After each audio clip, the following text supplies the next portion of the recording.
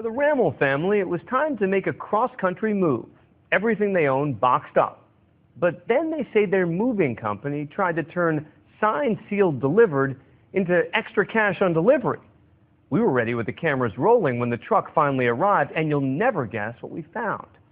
Once again, here's ABC's Nick Watt.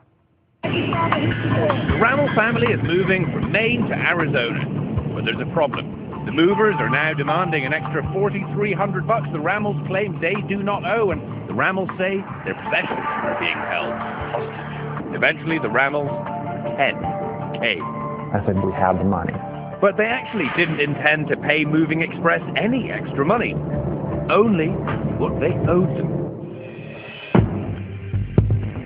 Brings us back to their house in Arizona that morning. Would the Moving Express truck actually show up with their stuff? We have their place seriously wired. Cameras hidden in moving boxes tucked above the garage door.